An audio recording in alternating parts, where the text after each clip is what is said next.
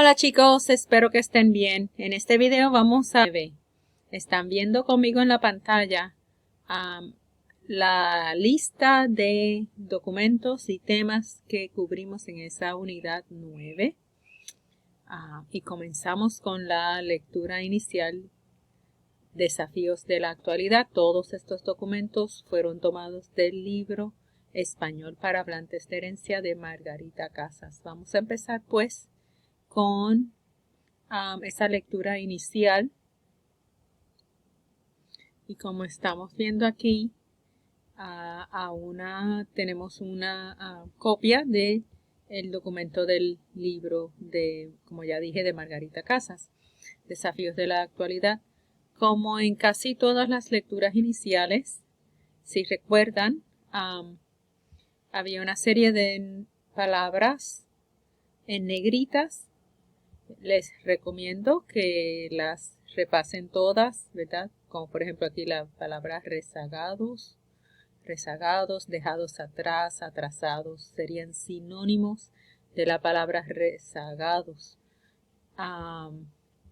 De todas esas palabras deben saber sus sinónimos, ¿verdad? Eso lo hicimos en clase, así que no lo voy a volver a hacer ahora. Y es muy fácil buscar un diccionario de sinónimos y encontrarle los sinónimos a esas palabras, solamente las que están en negritas. Muy bien, hablando de palabras, también tuvimos el tema de vocabulario de la unidad 9, y aquí estamos viendo el documento nuevamente de Margarita Casas, vocabulario, los retos de la sociedad. Una serie de palabras, unas nuevas, unas quizás no tan nuevas. Bueno, muchas me imagino las habían oído, algunas pues nuevas. Repasen todas las palabras del vocabulario, sepan, sepan sus significados, sepan cómo se escriben. Y sepan en estas tablas cómo usar esas palabras en sus distintas formas. Por ejemplo, si tenemos el verbo aportar y necesitamos cambiarlo a su forma de sustantivo, de nombre de algo, un ejemplo sería la aportación, por ejemplo. Entonces, aportación lleva acento en la O, a ver si me lo ofrece, no me lo ofrece. Como les he dicho antes, cuando necesitan un acento vienen aquí a Insert y escogen Special Characters, y en Special Characters van a tener un listado así. En la ventanilla escriben la palabra, la letra que andan buscando, y en la palabra que necesitan hacer la corrección seleccionan la que tienen que corregir. Necesitamos la O con acento agudo y la encuentran y bueno, hacen clic y con eso listo. Como adjetivo, aportado o aportada, siempre hemos dicho que el participio pues es usado mayormente como, o muchas veces como adjetivo, ¿no? Entonces, eso es,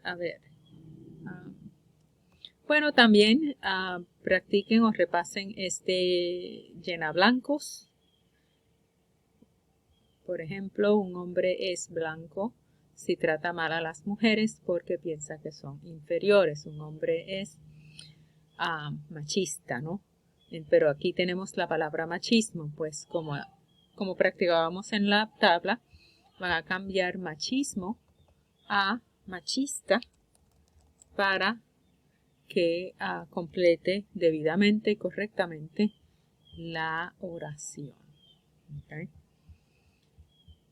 En esta unidad también comparamos el inglés y el español y vimos verbos que son similares pero que tienen significados diferentes, y a veces al usarlos pensando en inglés los usamos incorrectamente en español.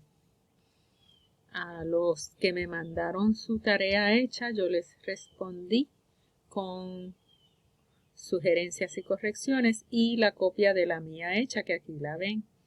Detengan el video si necesitan repasar todas esas traducciones, ¿verdad?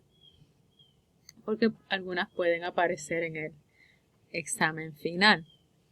Diferenciemos el inglés del español. Los siguientes pares de palabras pueden ser conflictivos para los hablantes de herencia debido a la influencia del inglés.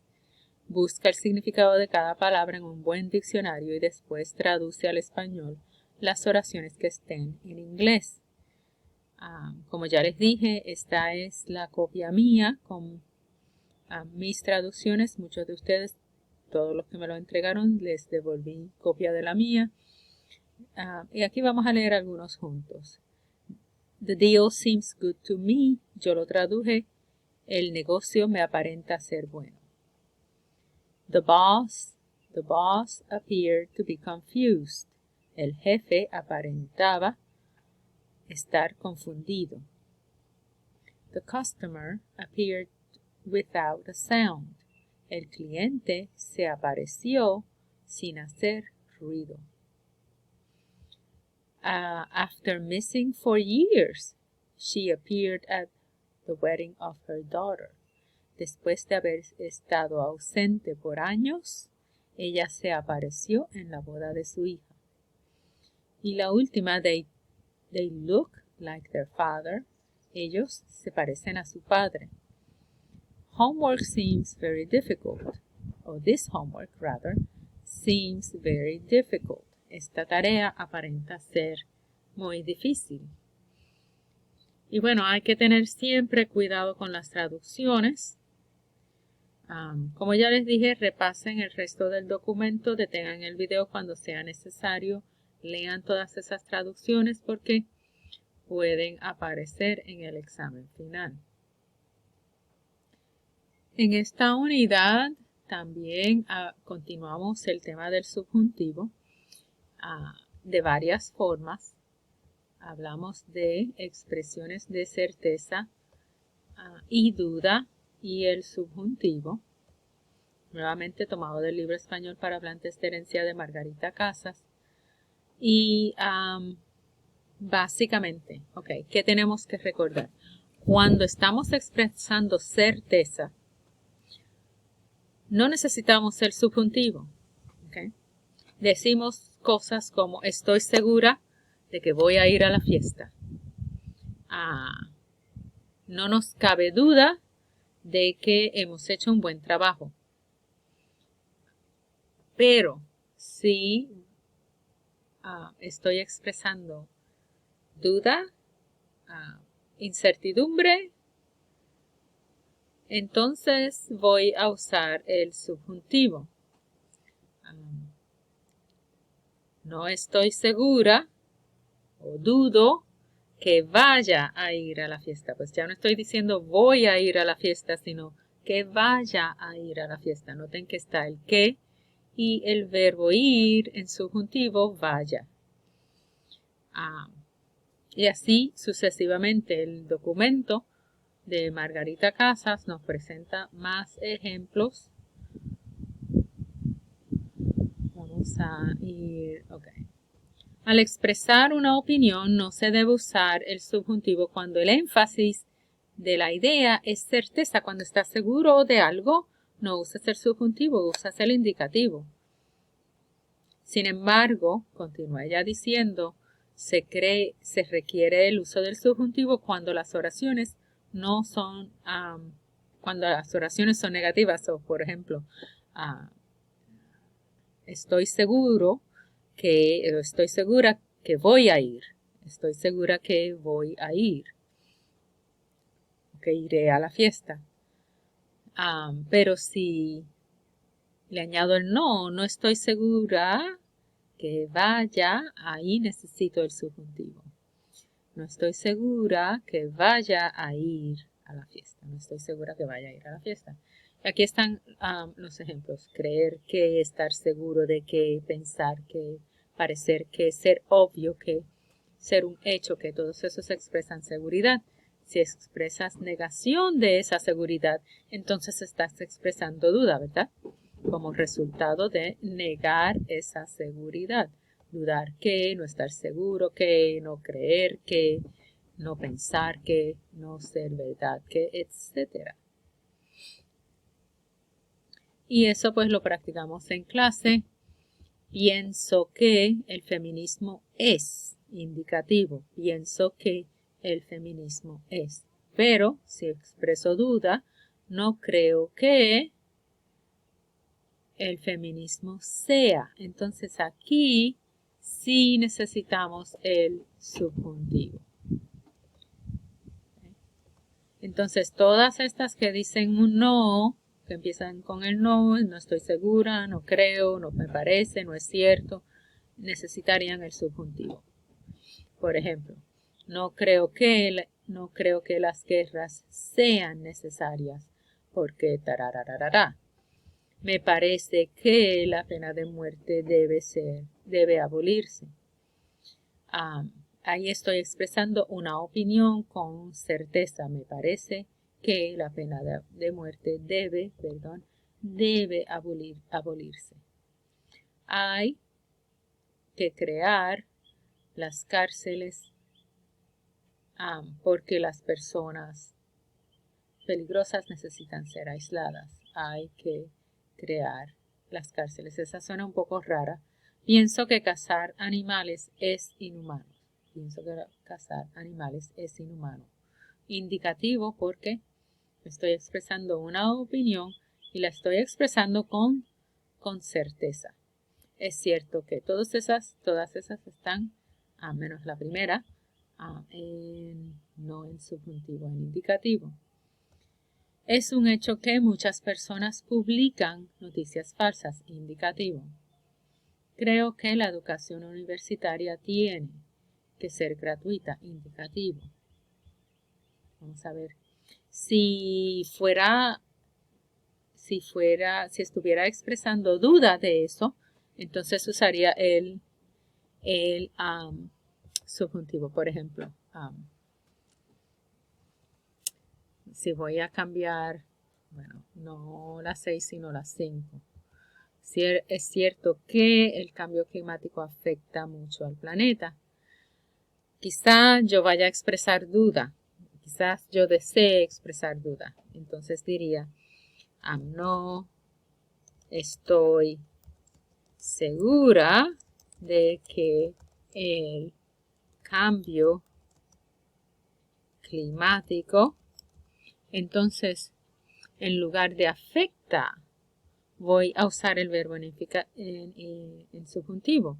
No estoy segura de que el cambio climático afecte mucho al planeta, y etcétera. Okay. Entonces, como ven, aquí afecta está en indicativo, pero aquí afecte termina en la E, entonces está en subjuntivo. Okay. Voy a marcar con amarillo, está en subjuntivo porque ¿por qué?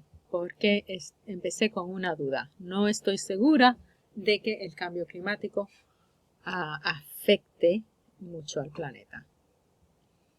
Okay, esa es la esencia de esa lección. Hablamos del subjuntivo de más de una forma.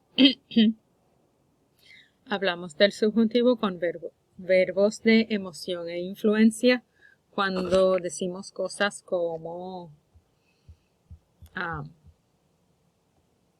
me preocupa que tengamos, esos son ejemplos mezclados. Vamos a buscar ejemplos de emoción e influencia. Me alegra mucho que te hayan aceptado en la universidad.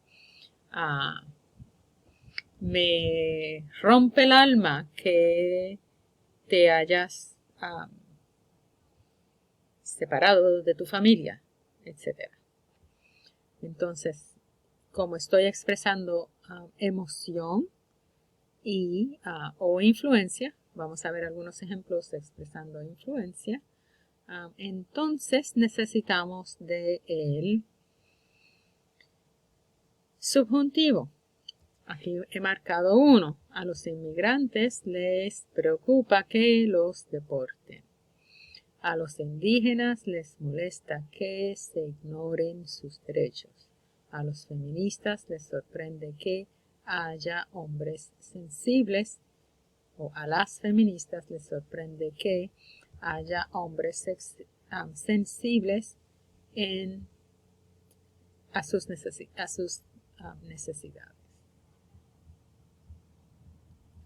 Y ese es un buen ejemplo, por eso lo he marcado. Detengan el video y repasen estas cosas. Okay.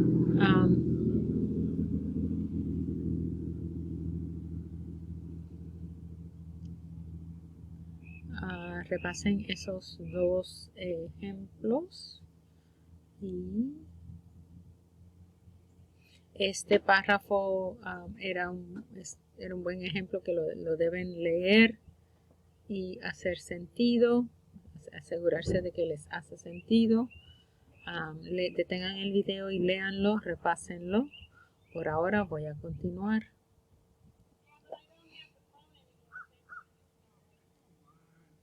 Hablamos del subjuntivo, del presente perfecto. El presente perfecto era aquel tiempo que decía cosas como hemos estudiado para el examen final. Los chicos han celebrado el cumpleaños de su madre, etc. Entonces, se requiere este tiempo porque las personas están sintiendo la emoción. Ahora, los verbos de sus reacciones están en presente, pero están reaccionando a algo que ya sucedió. Entonces, como repasito de lo que era el presente perfecto, necesitamos una forma del auxiliar haber, allá, hayas, allá, hayamos, hayáis, hayan, y un segundo verbo en participio, con ado si es un AR o ido si es un ER o IR. Y por supuesto, vamos a ver más abajo en este documento, donde hay una lista, aparece una lista de los que son irregulares. Sépanlo, ¿verdad? No decimos abrido, decimos abierto. No decimos decido, decimos dicho. Para devolver, devuelto. Para escribir, escrito. Para hacer, hecho. Para morir, muerto. Para poner, puesto. Para romper, roto. Para ver, visto. Entonces sepan esos participios irregulares. Hicimos práctica. Estoy buscando a ver si marqué algo para ustedes. No marqué nada específico. Así que sepan esos participios irregulares, verbos que tienen participio irregular. Y detengan este video, repasen esas oraciones que he puesto. Y vamos a continuar entonces.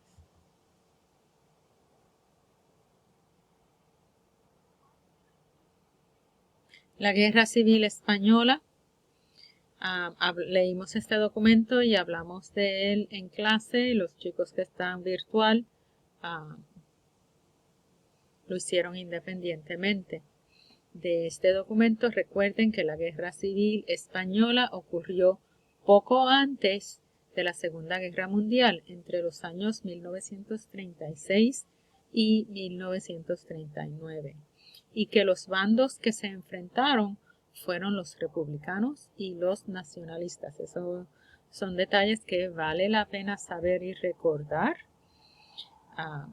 El resto del documento solo tienen que saberlo de forma general. Veo algo más. ¿Qué es una guerra civil? Muchos de ustedes contestaron eso correctamente, algunos pues no sé dónde encontraron la información que encontraron, pero lo que necesitan recordar es que una guerra civil es una guerra entre personas de un mismo país que por alguna razón tienen visiones o creencias diferentes que los lleva a una guerra. Así que son personas, no son varios países enfrentándose, sino son grupos y personas de un mismo país.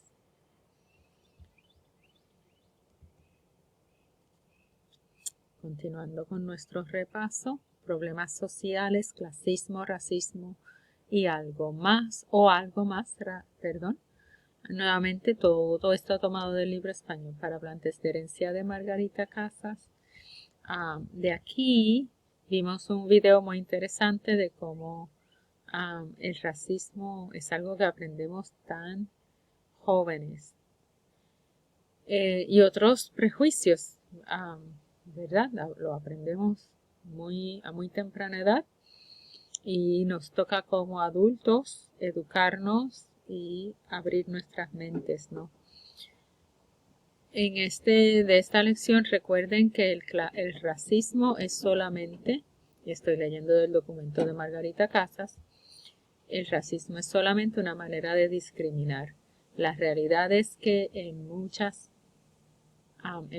partes se trata de manera diferente a las personas basándose en factores como género, preferencia sexual, religión, edad, clase social, nacionalidad y hasta el atractivo físico. Entonces deben recordar eso.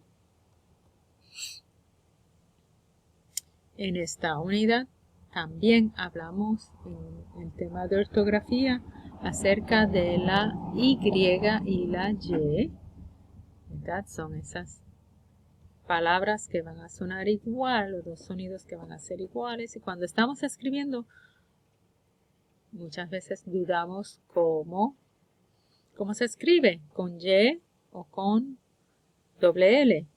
Pues bien, aquí la autora nos da una serie de reglas para saber cuándo se escribe con Y y cuándo se escribe con doble L. Entonces, lean todos estos documentos. Nos da también una lista de homófonos, como abollar y abollar, pues se pronuncian igual, pero abollar con Y es poner boyas a flotar y abollar con doble L es hacer una depresión en la superficie, como por ejemplo tuvo un accidente y el carro, la carrocería se le abolló. Quiere decir que se le hizo una depresión en la carrocería del coche. Arroyo con Y, arroyo con doble L. Bueno, arroyo con Y es una caudal de agua, ¿verdad? Como un pequeño río. Y arroyo con doble L es del verbo atropellar. ¿Okay? Él vino corriendo y me arrolló, ¿verdad? Me atropelló. Y así sucesivamente, lean todas esas palabras y estén familiarizados. Como siempre voy a marcar 2 o 3, ¿verdad? Para recordarles que repasen con atención. En esta unidad vimos una película en el tiempo de las mariposas como sustitución a las películas sugeridas acerca de la Guerra Civil Española, porque las películas de la Guerra Civil Española que empecé a ver y vi algunas buenas películas, pero este libro está hecho para estudiantes de universidad, de colegio universitario y bueno, no me pareció que estaban completamente apropiadas para escuela superior. Así que vimos la película En el tiempo de las mariposas, que trata sobre la dictadura de Rafael Leónidas Trujillo en la República Dominicana y el papel que tuvieron las hermanas Mirabal, en derribar a Trujillo. Obviamente ellas solas no lo hicieron, pero tuvieron un papel muy importante en eso. En sus reseñas tenían que escribir 4 párrafos y aquí están las guías de lo que tenían que incluir en esos 4 párrafos. En el primero un resumen, no todo lo que había sucedido, sino un resumen. En el segundo párrafo, un análisis de los temas que se exploraban en la película. En el tercer párrafo, un análisis de los elementos de la película. Y como elementos de la película deben recordar que la fotografía, la música, los colores, lo que se dice y lo que no se dice, son elementos de toda película. Y luego al final, el último párrafo debía ser una opinión acerca de su opinión acerca de los eventos y de la historia que narra. Y si les había gustado o no. Y por qué fue importante contar esa historia. En esta unidad leímos un artículo acerca de aprender a distinguir entre noticias falsas y verdaderas. Me parece algo de mucha actualidad. Y nos da técnicas de cómo identificar noticias falsas. Y las últimas 4 me parecieron muy buenas. La primera de las que marqué es verificar la fecha de la información. Usar noticias viejas como si fueran actuales es una manera de desinformar y manipular opiniones. Otro consejo es que si aplicamos nuestro conocimiento de la lengua española, muchas veces los que están creando noticias falsas no conocen muy bien la lengua en que están escribiendo y pues se observan muchos errores gramaticales. Esa es una forma de sospechar y de identificar una posible noticia falsa. Otra clave es preguntarse si se citan fuentes reconocidas en las que se puede verificar la información. ¿Es un periódico importante o alguna organización importante o es alguien que nunca has oído? Eso debe señalar sospecha, ¿verdad? Y por último, ¿estás seguro de que es una noticia? En el internet circulan numerosos artículos de sátira y no son pocos los internautas que las comparten pensando que son verdad. Mucha gente comparte opiniones y las sigue compartiendo esas opiniones y opinión es opinión y noticia es otra cosa, ¿verdad? Entonces esos son consejos que deben recordar. Y finalmente en el tema de biografías leímos acerca de Daniel Seville Montul, el hijo de Lorenzo Seville, quien fundó Bimbo. Y ahí vemos un camión con la marca de Bimbo. Deben recordar, Daniel empezó a trabajar en la empresa de su padre a los 15 años, ayudando durante sus vacaciones escolares en los veranos. Eso pues es algo que a los que no se pueden ustedes relacionar, ¿verdad? Ya yo no tengo 15 años, pero qué tremenda historia que él empezó ayudando a su padre en el negocio de su padre, pero luego fue a una gran universidad como Stanford, estudió negocios y pues llevó a Bimbo muchísimo más lejos. Hoy en día pues sus empresas son las empresas panaderas más grandes del mundo. Y no es solo Bimbo, sino que aquí menciona otras marcas como Marianela, Tía Rosa, Barcel, Sara Lee, Mrs. Bird, Oral Wheat y muchísimas otras marcas. Entonces recuerden eso. Repasen este video, deténganlo en los puntos donde les he dicho y cualquier pregunta, mándenme correo electrónico y éxito. Chao.